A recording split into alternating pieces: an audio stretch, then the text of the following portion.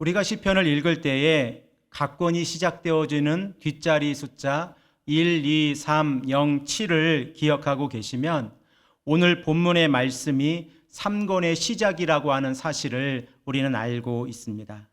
그리고 시편은 모세 오경의 순서와 주제를 따라 배치되어져 있는데 이 사실을 또한 기억하고 있다면 오늘 본문 시편 73편은 레위기의 주제 거룩과 연관되어져 있다는 사실 또한 우리가 알 수 있습니다. 오늘 저는 시편 73편을 함께 생각을 하면서 한 가지 더 우리 성도님들께서 이 말씀을 읽을 때에 기억하시기를 원하는 것이 있는데 본문의 저자가 아삽이라고 하는 것을 꼭 기억해 주시기를 부탁드립니다. 시편에는 아삽의 시가 12편이 기록되어져 있는데 시편 50편과 그리고 3권에 기록되어져 있는 73편에서 83편까지의 내용이 아삽의 시로 구성되어져 있습니다. 아삽이라고 하는 인물은 레이의 첫째 아들 게르손의 후손입니다. 그의 아버지는 베레야인데 아삽은 성가 대장의 역할을 감당하고 있었습니다.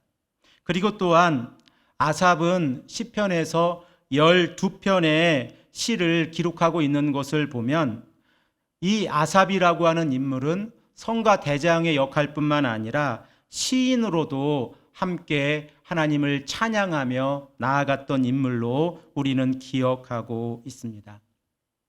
성경은 아삽에 대해서 여러 군데에서 기록을 하고 있는데 특별히 역대하 29장의 말씀을 보면 히스기야가 성전 정화 작업을 하게 되어집니다. 성전에서 더러운 것들을 제거하는 작업을 하게 되어지는데 이 작업이 끝나고 난 후에 히스기야는 제사와 경배로 하나님께 나아가는 모습을 기록하고 있는데 역대하 29장 30절 말씀을 보면 다윗과 선견자 아삽의 시로 여호와를 찬송했다라는 기록을 우리는 볼 수 있습니다. 그래서 이 아삽이라고 하는 인물은 성가 대장으로 그리고 시인으로 하나님을 섬겼던 인물입니다. 그 또한 레위 자손의 후손으로서 하나님 앞에서 성전에서 어떻게 살아가야 하는지를 깊이 고민했던 인물인데 아삽의 시를 읽어보면 그가 얼마나 정직한 모습으로 자신의 영적인 상태를 점검하고 하나님께 나아가고 있는지를 우리는 알 수 있습니다. 그리고 또한 아삽은 이러한 자신의 모습을 통해서 시편 73편을 읽고 있는 독자들에게 지혜를 주고 있습니다.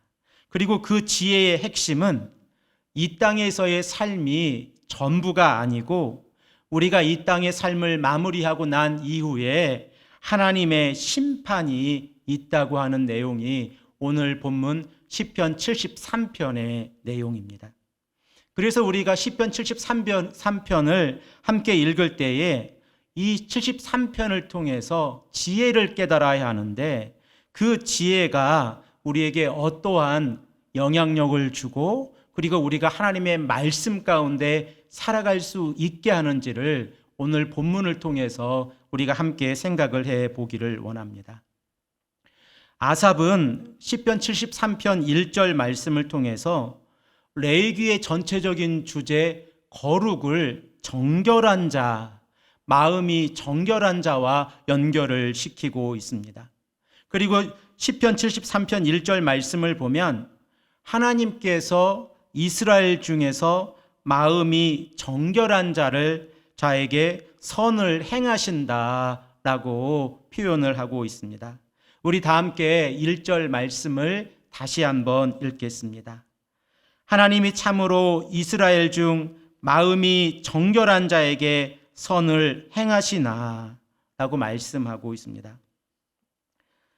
여러분들은 마음이 정결한 자가 누구라고 생각을 하고 계십니까? 이 정결한이라고 하는 이 히브리어 형용사를 보면 발이라고 하는 형용사인데 그 의미를 살펴보면 깨끗한 그리고 순결한 이라고 하는 의미를 가지고 있는 의미입니다. 그리고 성도의 마음이 깨끗하고 순결하다고 할 때에 그 의미는 하나님 앞에서 올바르게 살아가고 있다라고 정의할 수 있을 것입니다. 이러한 의미에서 정결하다라고 하는 것은, 특별히 마음이 정결하다고 하는 것은 우리가 이 땅을 살아가면서 우리의 마음이 깨끗하고 순결하여서 하나님 앞에서 올바른 삶을 살아가고 있다라고 표현할 수 있습니다. 그런데 우리는 한 가지를 더 생각을 해 보아야 되는데, 정결한 것의 반대의 개념은 어떠한 개념일까 생각을 해 보시기를 부탁드립니다. 우리가 하나님 앞에서 정결한 삶을 살아가고 있지 못하다고 하면 우리들은 우리들의 마음 가운데에서 깨끗함을 잊어버렸고, 그리고 순결함 또한 잊어버려서 하나님 앞에서 바르게 살아가지 못하고 있는 모습을 우리가 발견하게 될 것인데, 왜 하나님 앞에서 바르게 살아가지 못하는가 하는 부분을 우리가 생각을 해보면, 우리가 하나님 앞에서 정결하지 못한 것이 무엇인가를 알 수 있을 것입니다. 여러분들 한번 생각을 해 보십시오. 언제 우리는 하나님 앞에서 바르게 살아가지 못하고 있습니까? 바로 그 시점에 우리의 신앙은 어떠했습니까? 대부분 우리가 하나님 앞에서 바르게 살아가지 못하고 있을 때에 우리의 신앙은 하나님의 언약적인 신실하심을 의심하거나 부인하고 있을 때입니다. 이로 인해서 우리는 하나님 앞에서 바르게 살아가지 못하는 삶을 살아갈 때가 종종 있습니다. 그래서 아삽은 하나님께서 마음이 정결한 자를 찾고 계신데 자신이 의심했던 부분을 오늘 본문에서 기록을 하고 있는데, 시편 73편 2절에서 3절의 말씀을 보면 자신의 마음에 의심이 생겨서 이 아삽도 하나님 앞에서 넘어질 뻔했고, 그리고 미끄러질 뻔했다고 고백을 하고 있습니다. 우리 다 함께 2절 말씀과 3절 말씀도 함께 읽겠습니다. 나는 거의 넘어질 뻔하였고 나의 걸음이 미끄러질 뻔하였으니 이는 내가 악인의 형통함을 보고 오만한 자를 질투하였음이니라. 아멘. 아삽은 자신의 발이 무엇인가에 걸려서 넘어질 뻔했다고 표현을 하고 있고, 그리고 또한 자신의 발걸음도 미끄러질 뻔했다고 표현을 하고 있습니다. 그리고 그 이유는 악인의 형통함을 보고 자신의 믿음이, 자신의 신앙이 흔들리고 있었다고 고백을 합니다. 그리고 또한 이로 인해서 질투하는 마음이 생겼다고 고백을 하고 있습니다. 사랑하는 성도 여러분, 여러분들은 이러한 상황에 처해 본 적이 없으십니까? 하나님 앞에서 하나님, 저도 신앙을 지키며 살아가고 있었는데 넘어질 뻔했던 적이 있습니다. 미끄러질 뻔했던 적이 있습니다. 라고 고백해 보신 적은 없습니까? 바로 그때에 무엇 때문에 넘어질 뻔하셨고, 그리고 무엇 때문에 미끄러질 뻔하셨습니까? 그 이유가 악인의 형통함을 보고 마음이 질투가 나서 그렇게 되어졌다고 하면, 우리들은 오늘 본문을 통하여 우리의 마음을 다시 한번 정결하게 만들어야 합니다. 아삽이 악인들의 모습을 보면서 그 모습 가운데에서 질투가 났던 모습들이 있는데, 그 모습을 오늘 본문 4절에서 9절에 기록을 하고 있습니다. 특별히 4절에서 5절의 말씀을 보면 아삽이 악인들을 질투했던 구체적인 이유를 설명하고 있습니다. 그 내용을 정리해 보면 죽을 때에 고통이 없고 그 힘이 강건하며 사람들이 당하는 고난이 없고 사람들이 당하는 재앙도 없다라고 표현을 하고 있습니다. 사실 우리 또한 이러한 모습을 갈망하면서 살아가고 있지 않습니까? 우리가 기독교인으로 성도로 이 땅을 살아가고 있는데 우리들의 모습 가운데에서도 죽을 때에 편안한 모습으로 죽음을 맞이하고 싶고 우리의 힘이 강건하며 우리가 살아가는 시간 동안에 고난이나 재앙이라고 하는 것이 우리 가족에게 우리 자신에게 다가오는 것을 거부하고 있지는 않습니까? 우리들의 삶을 바라보면 가난보다는 풍요함을 원하고 그리고 질병으로 아픈 것보다는 건강한 삶을 원하고 고난이나 재앙이 다가오는 것보다는 안전하고 평안한 삶을 원합니다. 이러한 모습이 우리들의 모습이라고 하는 사실을 우리가 알고 있다고 하면 아삽이 악인들의 모습을 보면서 왜 하나님, 악인들은 저렇게 아무런 고통도 없이 살아가는데 하나님을 믿는 자들은 이러한 고통 가운데에서 살아가야 합니까? 라고 하는 질문이 우리에게 이해가 되어질 것입니다. 목회자인 저의 삶을 되돌아보아도 비록 물질적으로 풍요로운 삶을 살아오지는 못했지만 기도의 제목 가운데에서 고난이나 고통이 우리의 가족에게 다가오지 않도록 하나님 인도해 주십시오 라고 하는 기도가 늘 있었다고 하는 사실을 고백합니다. 그런데 이러한 풍요로운 삶 가운데에서 우리가 한 가지 더 생각을 해 보아야 할 것은 우리의 내면적인 모습입니다.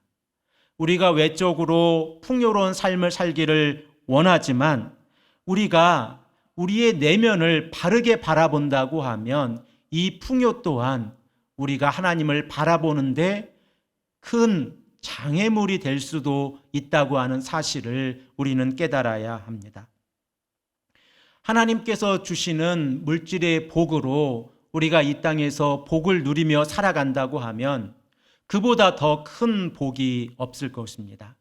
하나님께서 허락하신 건강으로 하나님께서 허락하신 안전함과 평안한 삶을 우리가 살아가고 있다고 하면 우리의 신앙은 흔들리지도 않을 것이고 광야의 한 복판에 서 있다고도 생각하지 않을 것입니다. 그런데 우리가 한 가지를 놓치고 있는 것은 이러한 생각들이 세상의 가치관으로 우리를 생각하고 있다는 것입니다. 그리고 세상의 가치관으로 하나님의 이름을 이용해서 물질의 복을 받기를 원하고 있는 모습이 우리의 모습 가운데 있다고 하는 사실을 우리가 깨닫는다고 하면 그 물질의 복이 우리에게 다가왔을 때에 우리의 마음 가운데에서 그저 환영할 것은 아니라고 하는 사실 또한 우리는 알고 있어야 합니다. 하지만 저를 포함해서 우리 모두는 물질에 너무 약한 것 같습니다. 물질이 가져오는 평안함이 있지 않습니까? 물질이 주는 평안함을 의지해서 육체적으로, 정신적으로 건강한 삶을 살기를 원할 때가 많이 있다는 것입니다. 그런데 여기에서 문제가 발생하고 있다는 사실 또한 우리는 기억해야 합니다. 하나님께서 주시는 물질의 축복이라고 하면 그리 큰 문제가 발생하지 않겠지만 세상에서의 고난과 재앙이 우리들의 삶 속에서 없어졌을 때에 우리들의 신앙이 어떻게 변화되어 가는지 우리는 역사 속에서 특별히 성경을 통하여 알 수 있습니다. 바로 그 시점에 우리들의 마음 가운데에서 싹이 나고 자라나는 것이 무엇입니까? 바로 교만입니다. 교만이 자라날 때에 우리들은 하나님을 의지하기보다 물질을 의지하게 되어집니다. 그리고 교만이 자라날 때에 우리들은 하나님을 잊어버리게 되어지고 물질이 주는 풍요로움 가운데에서 살아가게 될 때가 많이 있습니다. 그리고 또한 그 교만은 악을 도모하게 되어지고 악을 도모하는 것으로 끝나는 것이 아니라 악을 행하게 되어진다고 성경은 우리에게 말씀을 하고 있습니다. 그 내용이 8절에서 9절 말씀에 기록이 되어져 있는데 이 내용을 저에게 시편을 가르쳐 주셨던 선생님께서 번역하신 번역으로 8절과 9절의 말씀을 여러분들에게 읽어드리겠습니다. 그들은 다른 사람을 헐뜯고 악한 말을 하며 거만한 태도로 남을 위협하기도 합니다. 입으로는 하늘을 대적하고 혀로는 땅을 두루 다니며 악한 말을 내뱉습니다. 시편 73편 8절에서 9절에 기록되어져 있는 이 5가지 교만의 결과가 우리들의 삶 가운데에 있지는 않습니까? 다른 사람을 헐뜯고 악한 말을 할 때가 있지는 않습니까? 또한 다른 사람을 위협하거나 하늘을 대적하여서 악한 말을 내뱉을 때도 있지는 않습니까? 만일 우리들의 삶 가운데에서 이러한 모습을 발견한다고 하면 우리는 우리의 마음에 교만이 자라났고 그 교만으로 인하여 우리가 하나님을 멀리하고 있다고 하는 사실을 빨리 깨달아야 합니다. 그런데 오늘 성경 말씀을 보면 성도가 이러한 말에 넘어가서 교만한 자와 함께하고 있는 모습을 보게 되어집니다. 이러한 사실을 우리가 직면하게 되어지면 우리는 너무나 큰 아픔을 다가오게 되어지는데 그 본문의 그 말씀이 10절에서 14절의 말씀에 기록되어져 있습니다.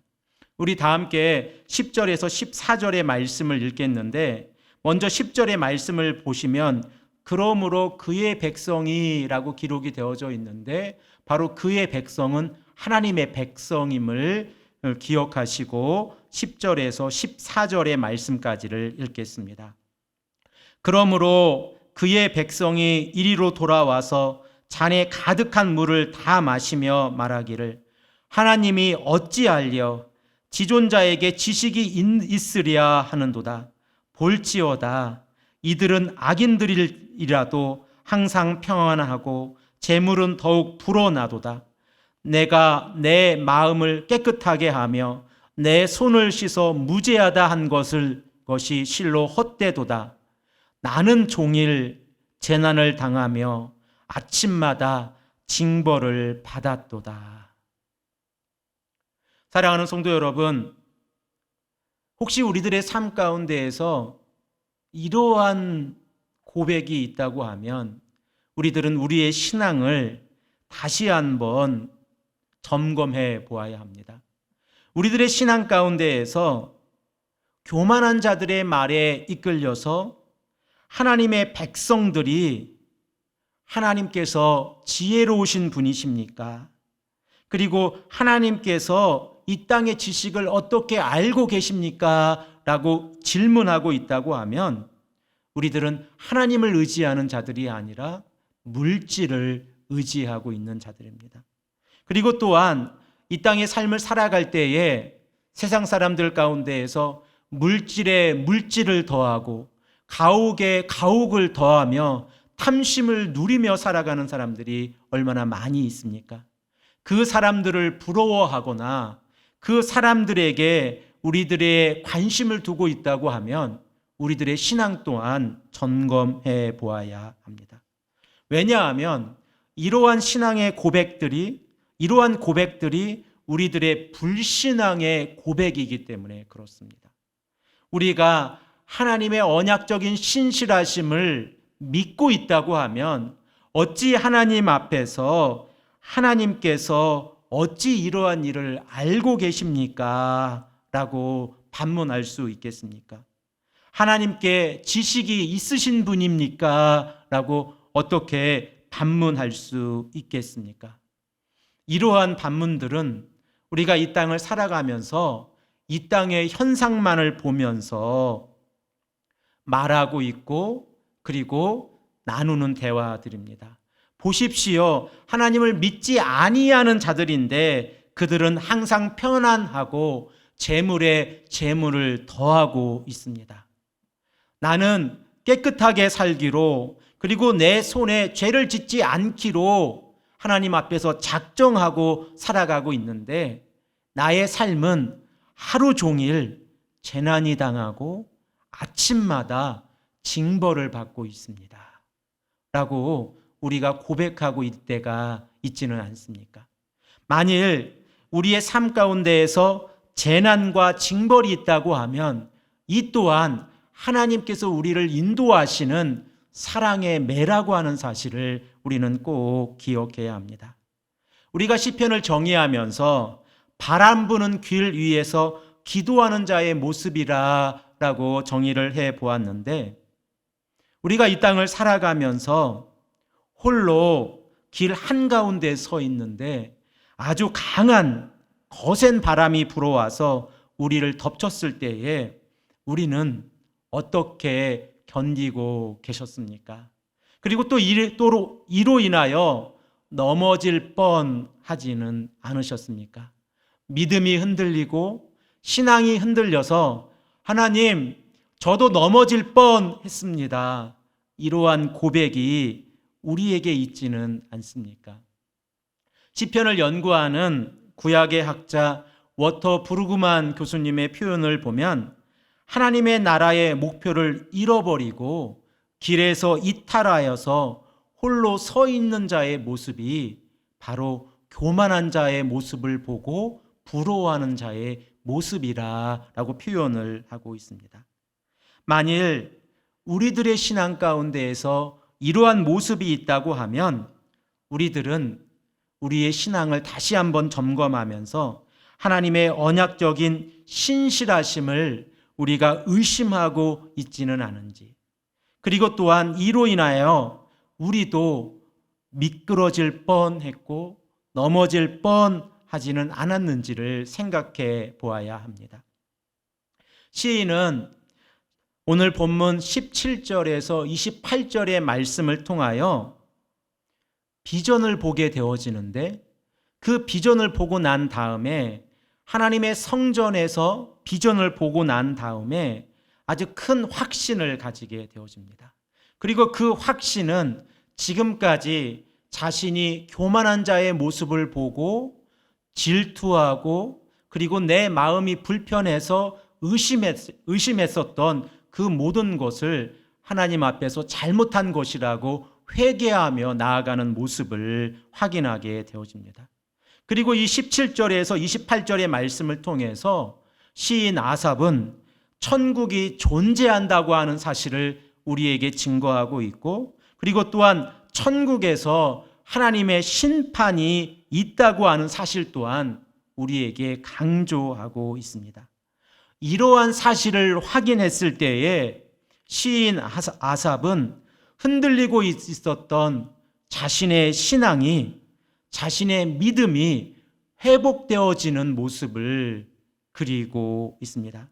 우리 다 함께 본문 17절에서 19절의 말씀을 다시 한번 읽겠습니다. 하나님의 성소에 들어갈 때에야 그들의 종말을 내가 깨달았나이다. 주께서 참으로 그들을 미끄러운 곳에 두시며 파멸에 던지시니 그들이 어찌하여 그리 갑자기 황폐되었는가? 놀랄 정도로 그들은 전멸하였나이다. 라고 말씀하고 있습니다.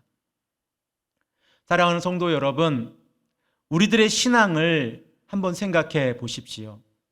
때로는 우리가 하나님의 나라를 바라보면서 살아간다고 하지만 우리들의 신앙의 모습을 보면 참 단순합니다.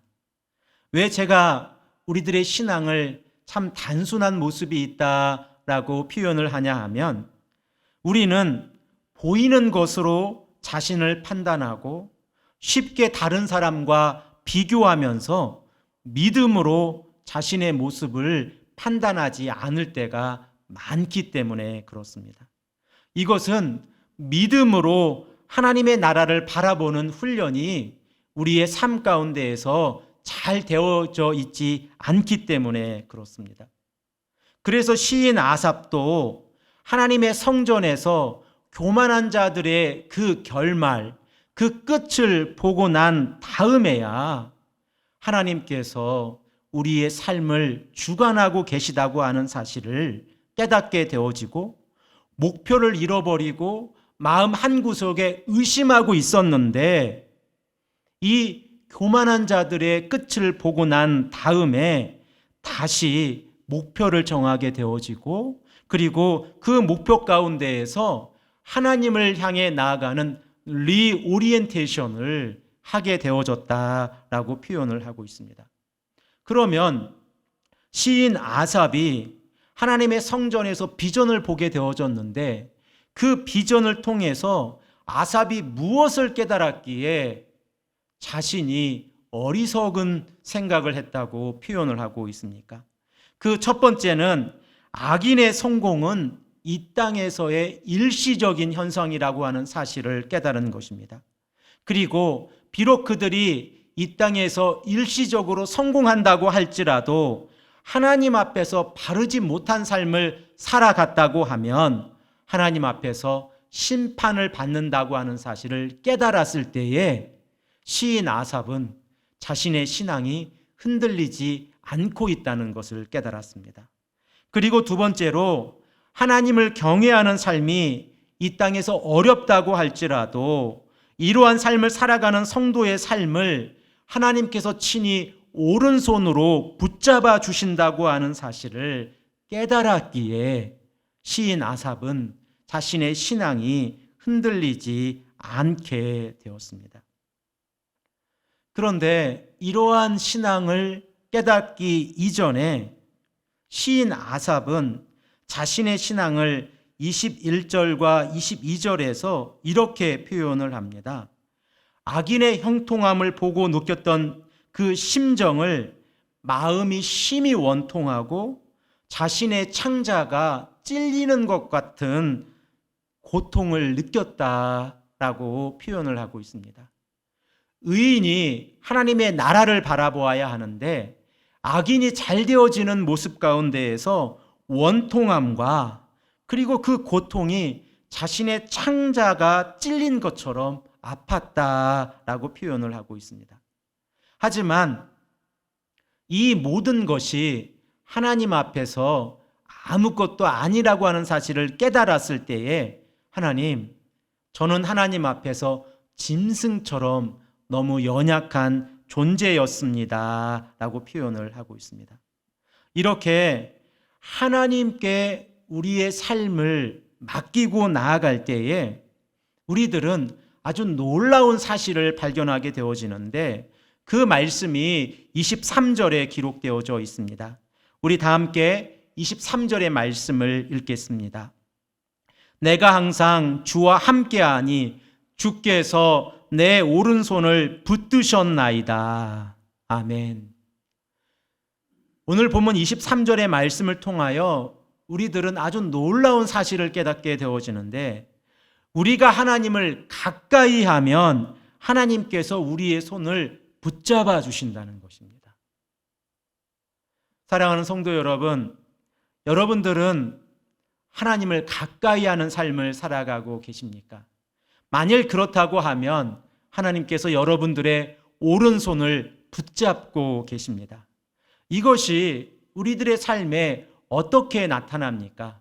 하나님께서 우리의 오른손을 붙잡아 주신다고 하면 이것이 참 지혜이고 그리고 이러한 삶이 하나님의 인도하심을 받아 살아가는 삶인데 하나님의 거룩한 성도가 이 땅을 살아가면서 하나님의 손에 이끌려서 살아간다고 하는 것은 하나님께서 우리의 삶을 인도해 주시고 우리가 어렵고 힘들 때에 조언해 주시고 우리보다 한 걸음 더 일찍 나아가셔서 우리의 길을 개척해 주신다고 하면 우리가 무엇을 걱정하고 무엇을 근심하며 나아가야 합니까? 아무것도 걱정하고 근심하는 것은 우리의 고통을 늘리는 것뿐이지 그 어느 것도 우리에게 주는 혜택이 없다고 하는 사실을 우리는 깨달아야 합니다. 그러므로 하나님께서 우리의 오른손을 붙잡아 주실 때에 우리가 꼭 기억해야 할 것은 두려움이 사라진다고 하는 사실입니다. 우리는 언약의 백성들입니다. 그리고 이 언약의 백성들에게는 하나님께서 세 가지를 늘 약속해 주시는데, 그것은 하나님께서 우리의 삶을 보호해 주시고 우리에게 필요한 것을 공급해 주시고 그리고 우리에게 약속해 주신 것을 성취해 가신다고 하는 사실을 우리가 깨달았을 때에 우리는 우리의 신앙에 흔들림이 없을 것입니다. 그래서 시인 아삽은 24절에서 26절의 말씀을 통해서 이렇게 표현을 하고 있습니다. 우리 다 함께 24절에서 26절의 말씀을 읽겠습니다. 주의 교훈으로 나를 인도하시고 후에는 영광으로 나를 영접하시리니 하늘에서는 주 외에 누가 내게 있으리요 땅에서는 주 밖에 내가 사모할 이 없나이다. 내 육체와 마음은 쇠약하나 하나님은 내 마음의 반석이시요 영원한 분깃이시리라. 아멘. 우리가 이 땅을 살아가면서 하루하루 우리의 삶을 지나면서 우리는 하루하루 쇠약해져 가는 우리의 모습을 발견하지 않습니까? 하지만 하나님께 소망을 두고 있는 우리의 신앙은 하루하루 굳건해진다고 하는 사실을 우리는 기억해야 합니다. 이러한 삶이 어떠한 삶입니까? 하나님께 우리의 모든 것을 걸고 살아가는 삶입니다. 하나님께서 우리의 삶을 영접해 주신다고 하는 사실을 깨달았을 때에 하나님은 우리의 반석이시고 하나님은 우리의 전부이시다라고 우리는 고백할 수 있습니다. 그래서 시인 아삽은 27절에서 28절의 말씀을 통하여 무릇 주를 멀리하는 자는 망하리니 음녀같이 주를 떠난 자를 주께서 다 멸하셨나이다 라고 고백을 하면서 28절 말씀에 하나님께 가까이함에 내게 복이라 내가 주 여호와를 나의 피난처로 삼아 주의 모든 행적을 전파하리이다 라고 말씀을 하고 있습니다. 무릇 주를 멸리하는 자는 망하겠지만 하나님을 가까이 하는 자는 복을 받게 되어질 것이다. 그리고 하나님께서 우리의 피난처가 되신다라고 말씀하고 있습니다. 그 하나님께서 우리의 오른손을 붙잡고 계시다고 하면 우리는 악인들의 형통함을 보고 우리의 신앙이 흔들리지 않을 것입니다. 사랑하는 성도 여러분, 여러분들은 이 땅을 살아가면서 세상적인 가치관으로 인하여 우리의 신앙이 흔들린 적은 없으십니까? 목표에서 이탈되어서 광야 한복판에 서 계시지는 않으셨습니까? 만일 그렇다면 오늘 본문 시편 73편의 말씀을 통하여 천국은 우리에게 반드시 있고 그 시간에 하나님의 말씀대로 하나님의 손에 이끌려 살아간 성도들은 하나님의 백성으로 영원한 삶을 살아간다고 하는 사실을 기억해야 합니다. 우리는 이렇게 기도할 것입니다. 하나님, 저도 거의 넘어질 뻔했습니다. 하지만 시편 73편의 말씀을 읽고 나서 다시 우리의 목적을 정하게 되었습니다. 이 기도가, 이 신앙이 우리의 삶 가운데서 늘 함께 하시고 그리고 또한 이러한 위로가 우리 성도님들의 삶 가운데에서 늘 함께 하시기를 축복합니다. 함께 기도하겠습니다.